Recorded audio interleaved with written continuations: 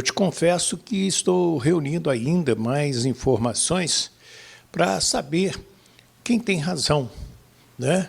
Eu gostaria até que os organizadores do jogo em Manaus falassem, porque, segundo Elias Duba, presidente do Madureira, o Vasco não aceitou que o Madureira viajasse junto com ele no avião fretado para Manaus.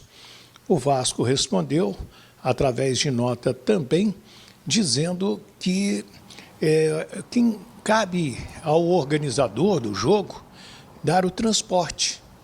Agora, não ficou bem entendido, e aí você vai comentar, se eram para as duas equipes viajarem juntas, que eu até acredito que seja o mais coerente, porque se tratavam de duas equipes amigas.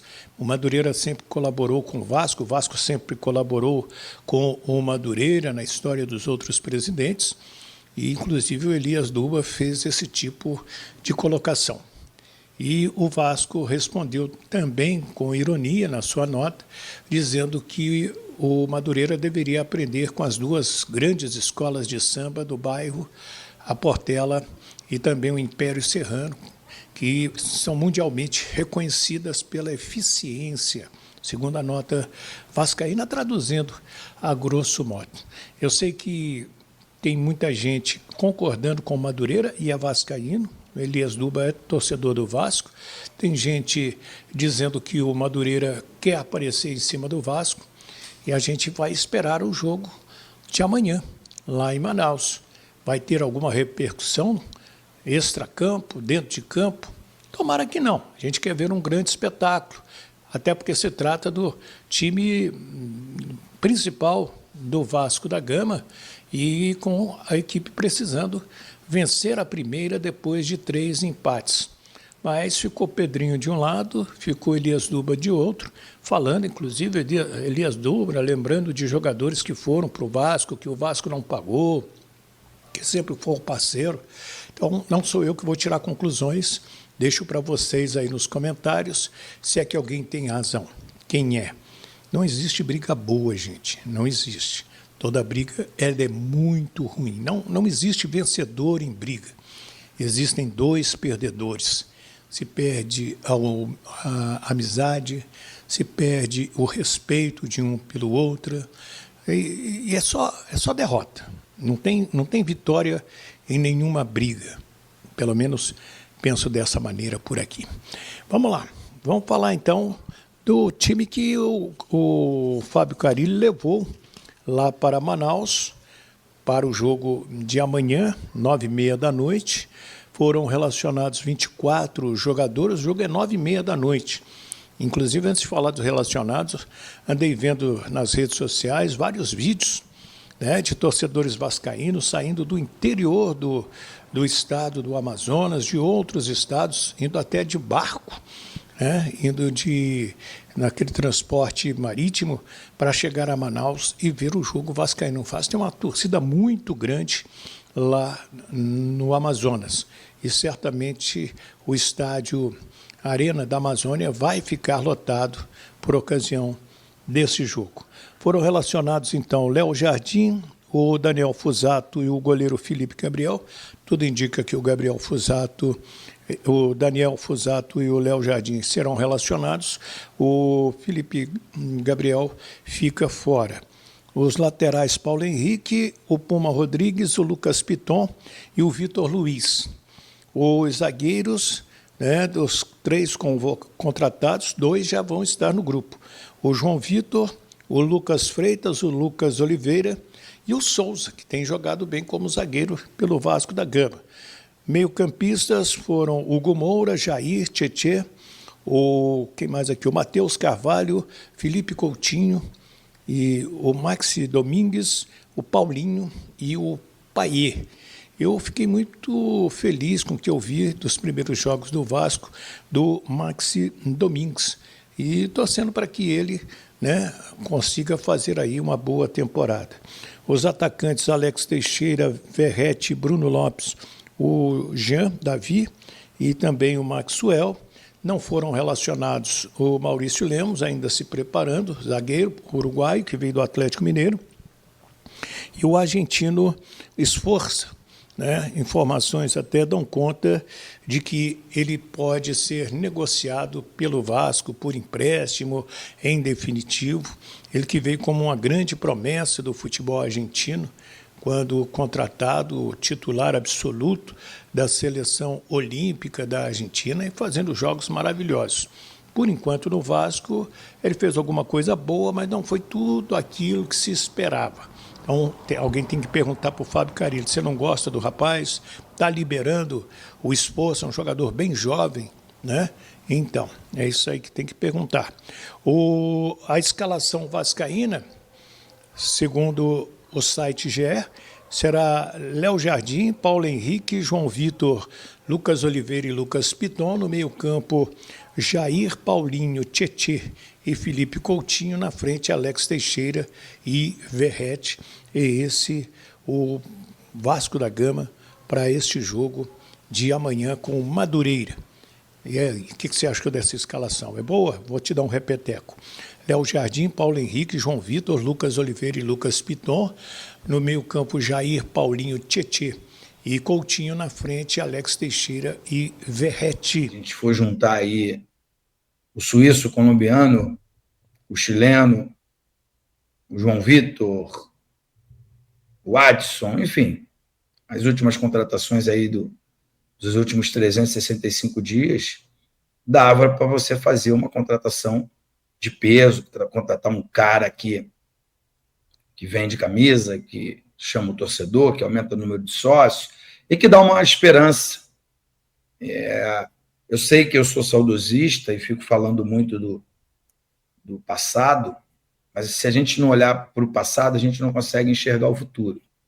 Na minha época, o doutor Eurico contratava um grande craque e colocava do lado deles ali jogadores da base, jogadores que vinham de equipes menores, sem custo, fazendo uma parceria. E foi, acho que, o melhor momento do Vasco foram as décadas ali de 90 e 2000. Claro, a gente tem que lembrar do título de 74, tem que lembrar do título de 89, principalmente o título de 89, que tinha muitos jogadores que saíam das categorias de base. Então a gente tem que, não é saudosismo, é olhar para o passado para pensar no futuro. Se as coisas são difíceis, você tem que se reinventar. Ao mesmo passo que eu não estou gostando, né, de Vasco não ter conseguido nenhuma vitória ainda no Campeonato Carioca, não ter tido uma grande partida, uma grande exibição, mas tem algumas boas coisas, né? Como o Paulinho, como o Luiz Gustavo, como o Lincoln. Se você não tem grana para contratar, não contrata jogador ruim, porque eles ficam no elenco e eles acabam jogando. Então, é melhor dar oportunidades para os jogadores da base. Também devo aqui fazer uma ressalva de que alguns jovens que estão tendo a oportunidade de jogar com a camisa do Vasco, parece que eles não têm vontade, tesão, a disposição que se faz necessária para aproveitar a oportunidade que está sendo dada. Eu costumo dizer que jogar com a camisa do Vasco é uma das coisas mais maravilhosas que eu tive a oportunidade de fazer. Primeiro porque foi a primeira, né? O primeiro clube que me deu uma oportunidade profissional, inclusive agora, no domingo, completam 36 anos da minha estreia, e no sábado vai completar 33 anos também da única conquista do Vasco na Taça São Paulo. E então, assim, é claro que deixa em mim uma lembrança positiva que me faça acreditar que esse é o caminho. Alguns times, né, vou citar aí o exemplo deles, né, Flamengo e Palmeiras, eles vendem os seus jovens O Palmeiras já vendeu Hendrick, Estevão e o zagueiro lá, que foi embora essa semana para o Manchester City. Mas ele tem uma arrecadação gigante, eles têm uma arrecadação gigante, eles vão no mercado e recompram para poder fazer um time de imediato.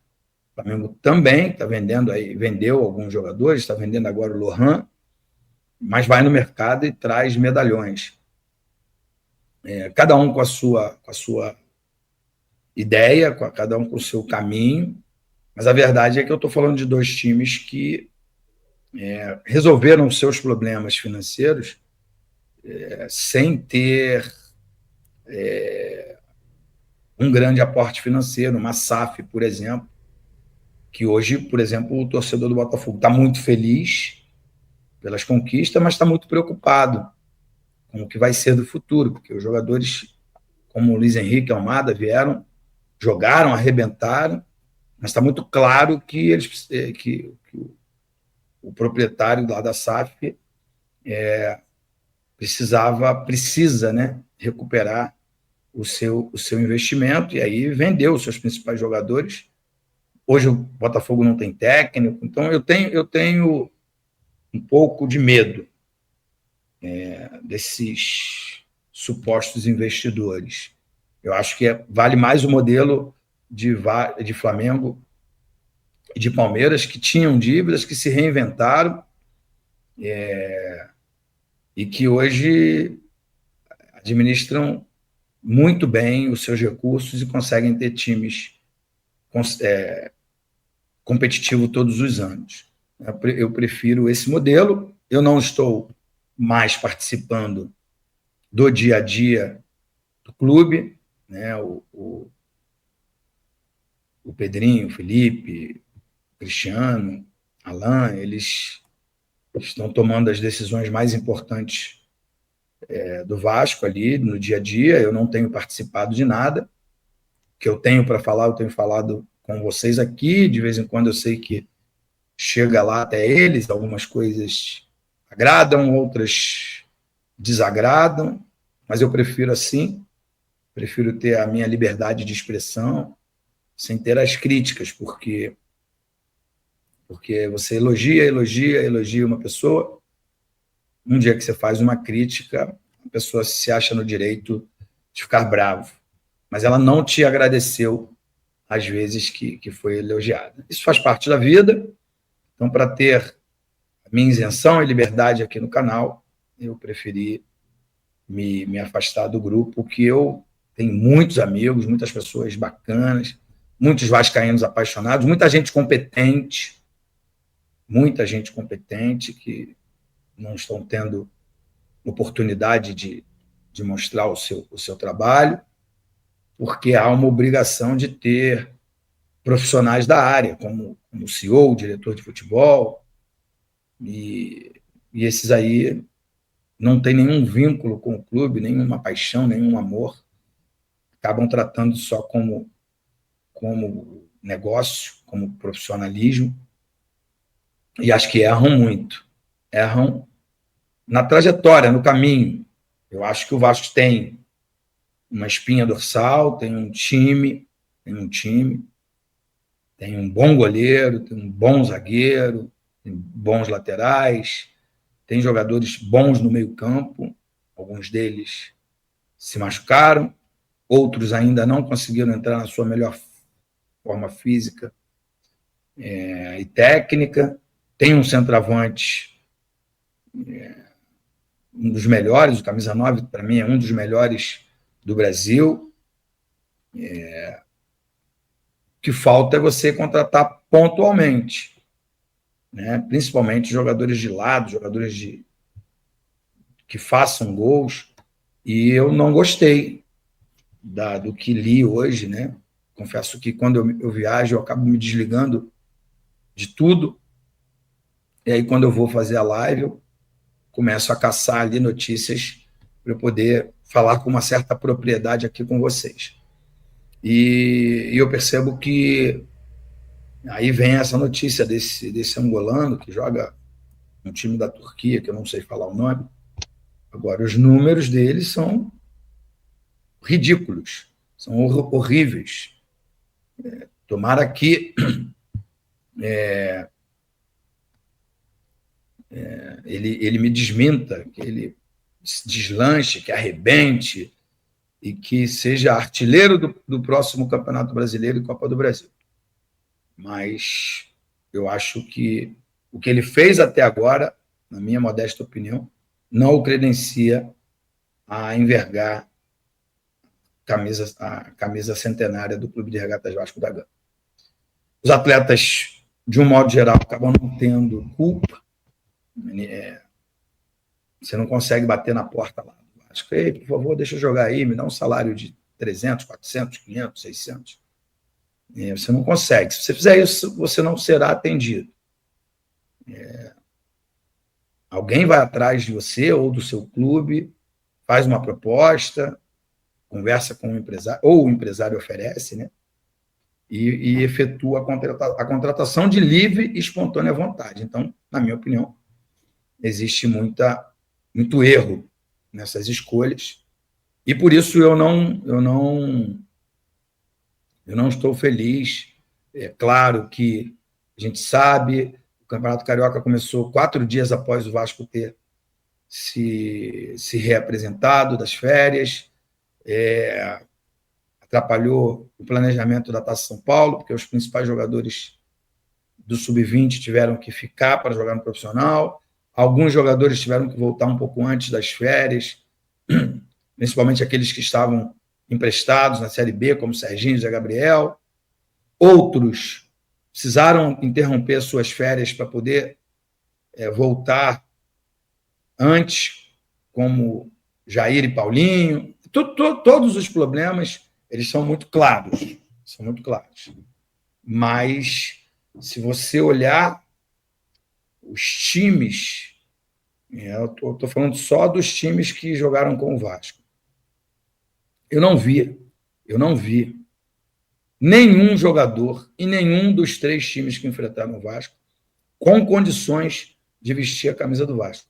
Eu não estou diminuindo ninguém, eu respeito todos os profissionais, sou muito a favor do Campeonato Carioca, porque sou muito a favor da classe, porque se não houvesse o Campeonato Carioca, a gente ia falar aí de pelo menos uns 200 a 240 jogadores que não teriam emprego, né? Aí eu me refiro aos menores.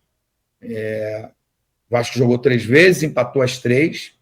Eu não vi, acompanhei atentamente, não vi nenhum dos 3 times, nenhum jogador que fosse melhor do que esse terceiro time do Vasco. Lá atrás, isso acontecia muito. Acabavam os estaduais e os grandes conseguiam garimpar bastante jogadores do time pequeno. Eles vinham, jogavam, iam muito bem, viravam referência e depois seguiam o seu caminho, até sendo vendido para grandes times da Europa. Então é isso, família Cruz Maltina, muito bom dia, seja bem-vindo ao canal Vasco 98, já chega deixando aquele like, se inscrevendo no canal, ativando o sininho de notificações, receber vídeos todos os dias, beleza? Passando aqui sempre para agradecer sempre as imagens aí do canal do Elton Campos FC, canal aí do Mundo Ed, que trouxeram novidades importantíssimas sobre o nosso Vascão. Dito isso, vamos para as notícias adicionais, plantão rapidinho aqui para vocês, falar sobre o jogo de hoje, né? Nosso Vascão que entra em campo hoje, pegar aí o Madureira, depois de uma polêmica toda aí, você acompanhou o Elton Campos trazendo aí fatos, novidades sobre isso. Então, uma polêmica aí que deu o que falar entre Vasco e Madureira, mas vamos entrar no fator campo. O Vasco tem que vencer hoje, né? Buscar a vitória. Os 3 pontos são inegociáveis, o campeonato está apertando. Alguns times já estão pontuando mais do que os grandes. Então, o Vasco não pode dar mole e ficar de fora aí das semifinais. E para isso tem que começar a vencer. Time principal, né? O Elton Campos trouxe a escalação para vocês aí. Então, vamos à vitória aí. falar sobre reforços, tá? Vamos atualizar aqui a situação de reforços, começando pela situação de Wanderson, tá? O Wanderson descartado, o jogador não vem mais para o Vasco. O presidente aí do Internacional descartou essa possibilidade, tá? Diz que o Wanderson fica, tá? O Wanderson não chegou a um acordo aí com o Vasco.